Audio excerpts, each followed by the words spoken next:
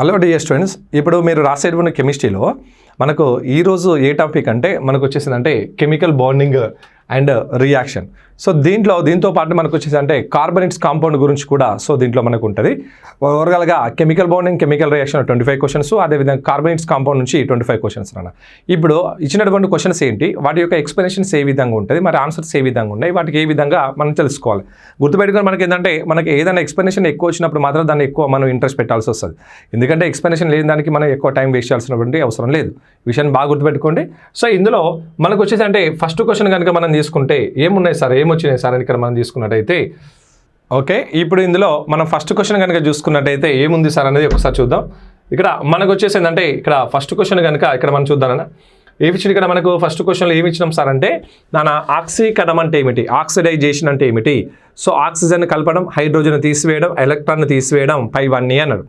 So ఏంటంటే ఏంటంటే adding of oxygen, removal of hydrogen, removal of electrons, అదేవిధంగా అన్నీ అన్నాడు. అంటే ఏంటంటే ఆక్సీకరణం అంటే ఒకటి బాగా గుర్తుపెట్టుకోండి. ఇక్కడ మనకు వచ్చేదంటే ఓకే, ఆక్సీకరణం అంటే ఇక్కడ మనకు ఇక్కడ మనం ఏం చెప్పొచ్చు సార్, ఆక్సీకరణం అంటే ఇక్కడ మనం తీసుకున్నట్టయితే ఓకే. సో ఇక్కడ ఏంటంటే ఆక్సీకరణం అంటే ఇక్కడ మనం తీసుకున్నట్టయితే మీరు బాగా గుర్తుపెట్టుకోండి. ఆక్సీకరణం అంటే ఇక్కడ మనకు వచ్చేసి ఏంటంటే ఏమని చెప్పొచ్చు అంటే ఆక్సిజన్ను ఓకే యాడ్ చేయడం. ఆక్సిజన్ యాడ్ అయిందంటే ఆటోమేటిక్గా హైడ్రోజన్ అనేది రిమూవ్ అయిపోవడం అని చెప్పుకోవచ్చు. లేకుంటే ఎలక్ట్రాన్ను ఏం చేస్తానన్నా మరి రిమూవ్ చేయడం, ఎలక్ట్రాన్ ఏం చేస్తారు డొనేట్ చేయడం. ఓకేనా. అంటే సో ఏంటంటే ఆక్సిజన్ కనుక పార్టిసిపేట్ చేస్తే ఆ రియాక్షన్ని ఆక్సిడేషన్ రియాక్షన్ అంటారు. సో అదేవిధంగా అంటే ప్రజెన్స్ ఆఫ్ ఆక్సిజన్ ఓకేనా. అక్కడ మనకి ఏంటంటే presence of oxygen. Next one అదే విధంగా మనకు వచ్చేదంటే హైడ్రోజన్ కనుక మనం తీసుకుంటే ఇగో హైడ్రోజన్ కనుక మనం తీసుకున్నట్లయితే ఇక్కడ మనకు వచ్చేదంటే హైడ్రోజన్ మనకి ఏం చెప్పొచ్చు సార్, ఇక్కడ మనకు అంటే ఆబ్సెన్స్ ఆఫ్ హైడ్రోజన్ అన్న ఓకేనా, ఆబ్సెన్స్ ఆఫ్ హైడ్రోజన్. సో అదే విధంగా మనకు వచ్చేదంటే ఎలక్ట్రాన్, ఇక్కడ మనకు వచ్చేదంటే రిమూవల్ ఆఫ్ ఎలక్ట్రాన్ అన్న, అంటే ఎలక్ట్రాన్ తీసేయడం, రిమూవల్ ఆఫ్ ఎలక్ట్రాన్, రిమూవల్ ఓకేనా. So removing of electron.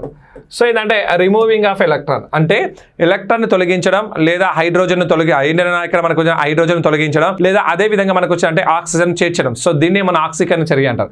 So కాబట్టి ఏంటంటే సో ఏంటన్నా ఆక్సిజన్ కలపడం ఇది రైటే, హైడ్రోజన్ తీసివేయడం ఇది రైటే, ఎలక్ట్రాన్ ఇది రైటే. సో కాబట్టి ఆప్షన్ వచ్చేసి 4th వన్ అనేది రైట్ ఆన్సర్గా ఉంటుంది. ఓకేనా. నెక్స్ట్ వన్ వచ్చేసిందంటే the law of that states energy cannot be created or destroyed, only converted from the one అంటే from to another. So what is it law అంటే శక్తిని సృష్టించలేము, నాశనం చేయలేము, కానీ ఒక రూపం నుంచి శక్తిని మరొక రూపంలోకి మార్చవచ్చు. ఇది ఏ నియమం ప్రకారంగా ఉంటుంది అన్నాడు. అంటే మనకు అంటే శక్తి అనేది సృష్టించబడదు, నాశనం చేయబడదు. సో కానీ ఒక రూపం నుంచి మరొక రూపంలోకి మార్చవచ్చు. సో దీన్ని మనం శక్తి నిత్యత్వ నియమం అంటారు. ఇక మనకు చాలా మంది తెలుసు, అందరూ కరెక్ట్ ఆన్సర్ పెట్టి ఉంటారు. సో సెకండ్ వన్ ఆన్సర్ అనేది రైట్ ఆన్సర్గా మనం చెప్పడం అనేది జరుగుతుంది. ఓకేనా. శక్తి సృష్టించబడదు, నాశనం చేయబడదు, కానీ ఒక రూపం నుంచి మరొక రూపంలోకి మార్చవచ్చు. దీన్ని శక్తి నిత్యత్వ నియమం అంటారు. ఓకేనా. సో నెక్స్ట్ వన్ కనుక మనం తీసుకుంటే ఇంకోటి సో నీటి అణువులో బంధకోణం విలువ ఎంత సార్? నీటి అణువు యొక్క బంధకోణం విలువ కనుక మనం తీసుకుంటే మరి నీటి అణువులో బంధకోణం విలువలు ఏ విధంగా ఉంటాయి, ఎట్లా ఉంటాయి అనేది ఇక్కడ మనం తీసుకుంటే మరి నీరు అనేది ఇక్కడ మనకి ఏ రకంగా ఉంటుంది సార్? నీటి యొక్క ఫార్ములా కనుక తీసుకుంటే ఇక్కడ మనకు వచ్చేదంటే H2 అనేది నీటి యొక్క ఫార్ములా. సో ఆక్సిజన్ ఒకటి ఉంటుంది, సో కింది భాగంలో 2 హైడ్రోజన్ అనేవి ఉంటాయి. ఈ విధంగా 2 హైడ్రోజన్ అనేవి ఉంటాయి. ఆక్సిజన్ అనే 2 ఒంటరి ఓకేనా ఎలక్ట్రాన్ జంటతో ఉంటుంది. సో వీటి మధ్య బంధకోణం అనేది 104 డిగ్రీలుగా ఉంటుందిగా మనం చెప్పుకోవచ్చు. సో కాబట్టి సో ఇది తలక్రిందులైనటువంటి వి ఆకృతిలో ఉంటుంది. తలక్రిందులైన వి ఆకృతిలో ఉంటుంది. నీటి అణువు ఆకృతి అనేది తలకిందులైనటువంటి వి ఆకృతి.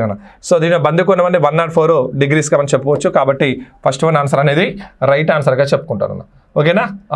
సో నెక్స్ట్ వన్ వచ్చేసిందంటే ఎస్ బ్లాక్ చెందినటువంటి మూలకం. ఇగో ఎక్స్ అనేది ఎస్ బ్లాక్ చెందినటువంటి మూలకం అంట. వై అనేది అత్యధిక ఎక్స్ అనేది ఎస్ బ్లాక్ చెందినటువంటి రుణ విద్యుదాత్మక కలిగినటువంటి చాలకోజం. మరి ఎక్స్ వైల మధ్య ఏర్పడ గల బంధం ఏంటి సార్? ఎలాంటి బంధం అనేది ఏర్పడుతుంది అనేది ఇక్కడ ఇచ్చినటువంటి క్వశ్చన్ అన్న. సో అంటే ఇక్కడ మనకు వచ్చేదంటే మరొకసారి కనుక మనం చూసినట్టయితే ఇక్కడ మనకు వచ్చేసి ఏం చేసింది సార్ ఇక్కడ? సో ఎక్స్ అనేది ఈ విధంగా ఉంటుంది, వై అనేది ఈ రకంగా ఉంటుంది అని మనం చూడండి. అంటే ఇక్కడ అంటే ఎక్స్ అనేది ఎస్ బ్లాక్ చెందినటువంటి మూలకం. సో అదేవిధంగా వై అనేది అత్యధిక ఎక్స్ అనేది ఎస్ బ్లాక్ చెందినటువంటి రుణ విద్యుదాత్మక కలిగినటువంటి చాలకోజన్. ఓకేనా? సో అంటే Y అనేది అత్యధిక, X అనేది S బ్లాక్ చెందినటువంటి రుణ విద్యుదాత్మక కలిగినటువంటి చాలకోజన్. మరి అలాంటప్పుడు ఇక్కడ మనకు వచ్చేదంటే మరి ఇక్కడ X, Yల మధ్య బంధం ఏ విధంగా ఉంటుంది? X, Yల మధ్య బంధం అనేది మనకి ఏ విధంగా అంటే లోహ బంధమా? లోహ బంధం అంటే లోహాల మధ్య ఏర్పడినటువంటి బంధం. సంయోజనీయ బంధం కనుక మనం చేసుకున్నట్టయితే మనకు వచ్చేదంటే సంయోజనీయ బంధం అంటే మనం ఏమని చెప్పవచ్చు అక్కడ ఏంటంటే రెండు మూలక పరమాల మధ్య ఉన్నటువంటి ఎంటర్ ఎలక్ట్రాన్లను నీకేం అవి రెండు కూడా సమష్టిగా పంచుకోవడం వల్ల ఏర్పడే బంధాన్ని సంయోజనీయ బంధం అంటారు. సో అదేవిధంగా ఎలక్ట్రాన్ జంట బంధమా? ఎలక్ట్రాన్ జంట బంధం కాదు. ఏ బంధం సరస్తే విద్యుత్ బంధం అనేది ఏర్పడుతుంది. సో కాబట్టి ఆన్సర్ అనేది 4th వన్ ఆన్సర్ అనేది రైట్ ఆన్సర్గా మనం చెప్పుకోవచ్చు. నెక్స్ట్ నీటి అణువు ఆకృతి అనేది ఇవరక మనం చెప్పిన నీటి యొక్క అణువు యొక్క ఆకృతి ఈ రకంగా ఉంటుంది సార్. నీటి అణువు ఆకృతి అనేది ఓకేనా రివర్స్ V షేప్లో ఉంటుంది, అంటే తలకిందులైనటువంటి V షేప్లో ఉంటుంది. నీటి అణువు ఆకృతి అనేది తలకిందులైన V షేప్లో ఉంటుంది. సో కాబట్టి ఏంటంటే 2nd వన్ ఆన్సర్ అనేది రైట్ ఆన్సర్గా మనం చెప్పుకుంటాం.